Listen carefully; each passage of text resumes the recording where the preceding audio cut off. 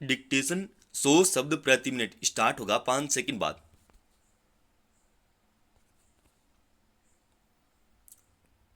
Start. BRICS सम्मेलन में एक बार फिर भारत और चीन के रिश्तों में गर्माहट लौटती दिखी है। पिछले 5 वर्षों से दोनों देशों के बीच तल्खी बनी हुई थी।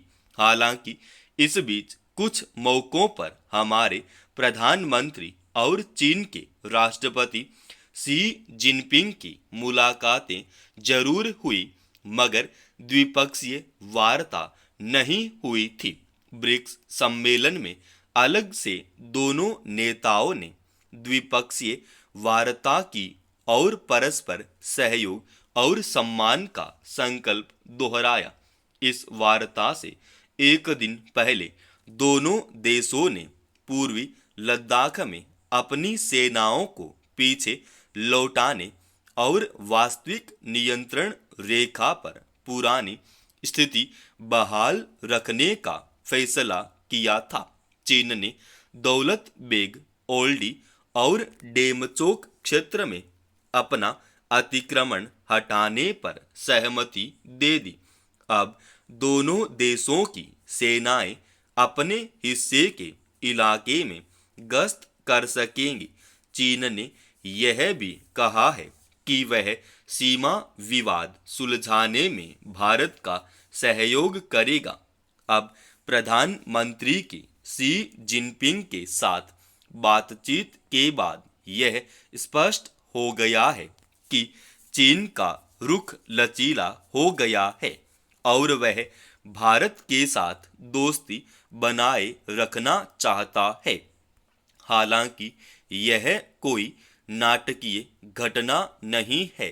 इसकी पृष्ठभूमि संघाई सहयोग संगठन के शिखर सम्मेलन से ही बननी शुरू हो गई थी, जब दोनों देशों के विदेश मंत्रियों ने अलग से बातचीत की थी। सच्चाई यह भी है कि चीन बेशक अपनी विस्तारवादी रणनीति के तहत भारत को घेरने का प्रयास करता रहा हो, पर आज की वैश्विक स्थितियों में वह इसके साथ लंबे समय तक तनावपूर्ण रिश्ते बनाकर नहीं चल सकता।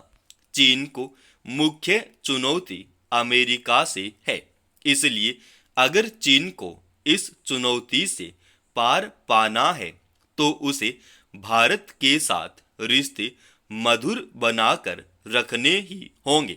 ब्रिक्स का गठन ही इस मकसद से हुआ था कि वैश्विक अर्थव्यवस्था में अमेरिका और यूरोपीय देशों के दबदबे को कमजोर किया जा सके।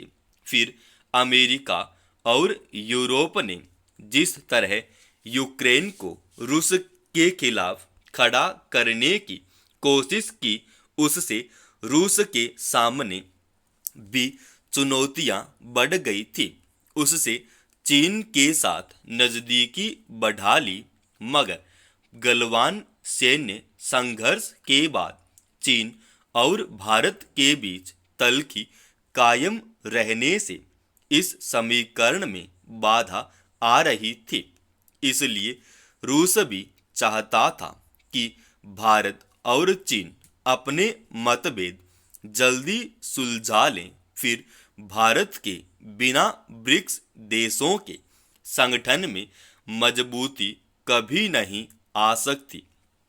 अच्छी बात है कि चीन ने इस तकाजे को समझा और भारत की ओर दोस्ती का हाथ बढ़ा दिया।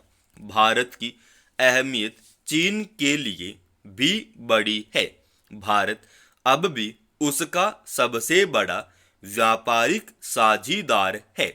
फिर जिस तरह भारत की अर्थव्यवस्था बढ़ रही है और तकनीकी क्षेत्रों में लगातार भारत ने केवल आत्मनिर्भर बन रहा है, बल्कि दवा उत्पादन, सेमीकंडक्टर आदि के मामलों में दुनिया के बहुत सारे देशों के लिए एक बड़े सहयोगी के रूप में दिखने लगा है। ऐसे में चीन उसकी अनदेखी नहीं कर सकता। वैश्विक दक्षिण के तमाम देशों को भारत पर भरोसा है, इसलिए भी चीन और रूस उससे अलग करके नहीं रख सकते।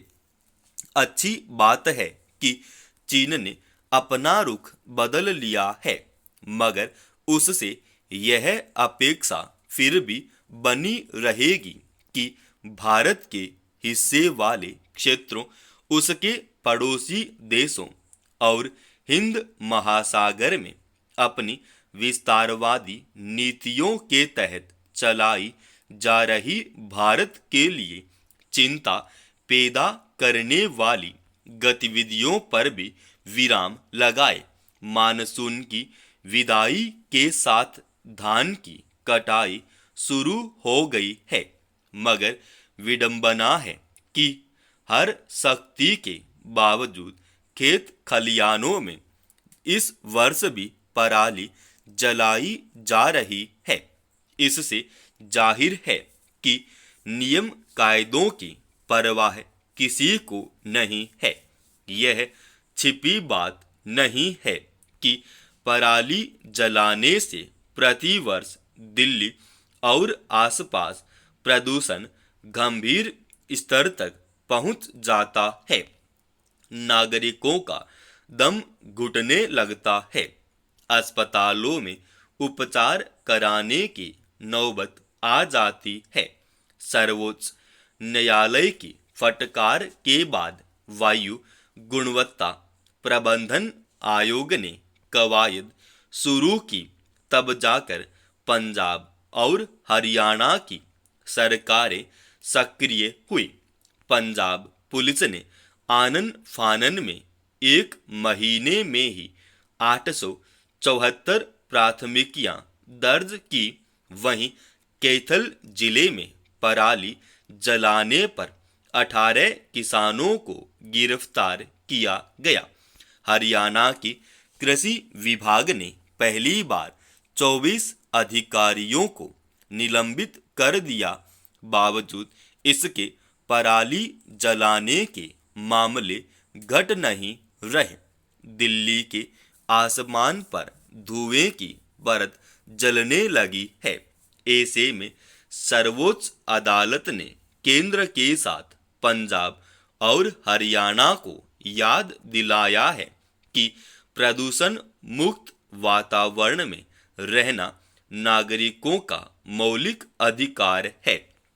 बड़ा सवाल है कि नागरिकों का स्वास्थ्य खतरे में होने के बावजूद पर्यावरण कानून का पालन करने से सरकारों को कौन रोक रहा है। इसे शक्तिहीन बनाने के लिए अदालत ने बुधवार को केंद्र की भी खिंचाई की। स्पष्ट है कि पराली जलने से लगातार बढ़ रहे प्रदूषण की बड़ी वजह जमीनी स्तर पर कार्रवाई न होना है।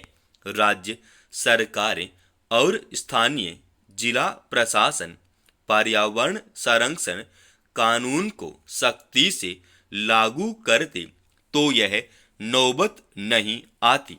यही वजह है कि शीर्ष अदालत ने बुधवार को पंजाब और हरियाणा के मुख्य सचिवों को तलब कर बार बार आंकड़े बदलने पर सवाल उठाया और कहा कि हर कोई इस मामले को हल्के में ले रहा है। इससे गलत संदेश गया है। यह हैरानी की बात है कि शीर्ष न्यायालय की फटकार और बार बार चिंता जताए जाने पर भी गंभीरता से व्यापक कार्रवाई न होना यह साबित करता है कि राज्य सरकारें नागरिकों के स्वास्थ्य के प्रति सचेत नहीं है। समाप्त। दोस्तों, रोजाना ऐसे ही एडवांस डिक्टेशन के लिए इस चैनल को आप अभी सब्सक्राइब कीजिए।